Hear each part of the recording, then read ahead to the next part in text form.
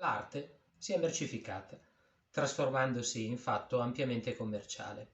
Anzi, spesso l'unica attrattiva che l'arte ancora esercita risiede nelle notizie diffuse dai giornali che spesso riferiscono ai grandi prezzi raggiunti dai quadri nelle vendite all'asta da Christie's e da Sotheby's, in particolare nelle loro sedi di Londra e di New York.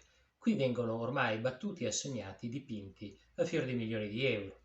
Scendendo dalle vette dei milioni alle cifre appropriate ai comuni mortali, anche a livelli inferiori si sono fatte ottime speculazioni. Frequentemente si sente parlare di qualcuno che ha comprato un Asgari Horn, un Picabia, un Apple per cifre contenute, vedendo poi lievitare notevolmente il valore detenuto.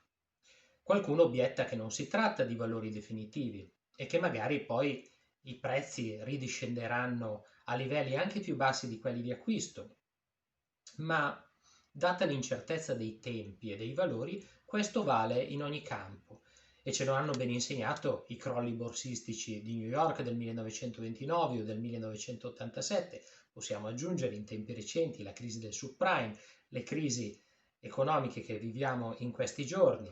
Se si vuole, l'arte ha un vantaggio, che quando il mercato crolla, la caduta si fa più pesante nel comparto dei valori più facilmente scambiabili e commerciabili, perché tutti possono vendere e realizzare all'istante.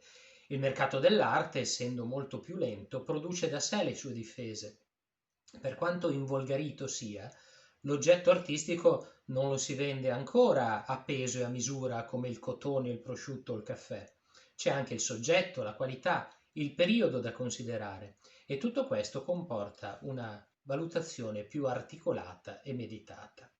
Ma il gran parlare di soldi che talvolta si ascolta attorno ai quadri fa sì che alla massima è bello ciò che piace si tenda a sostituire è bello ciò che vale. Cioè il prezzo sarebbe la misura del valore artistico e il mercato dell'arte sarebbe opera d'arte in sé e per sé. L'affermazione contiene una buona dose di verità, ma al negativo. Infatti, con tante porcherie che si vedono in giro, l'arte non consiste nel realizzare un quadro, ma piuttosto nel venderlo.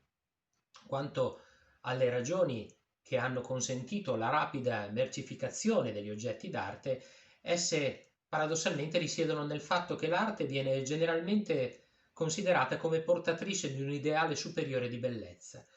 Col ridimensionamento di tante illusioni e credenze come l'amore di patria, la giustizia sociale o la cieca fede nel progresso, questo ideale di superiore bellezza si è rafforzato, consentendoci per suo tramite una fuga dalla realtà e dalle sue piattezze.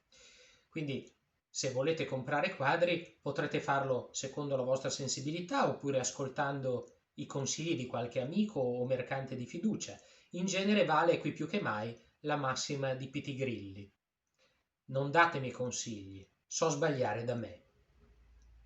In ogni caso, guardate, guardate e ancora guardate. Tutto ciò può provocare il desiderio di acquisire qualche opera.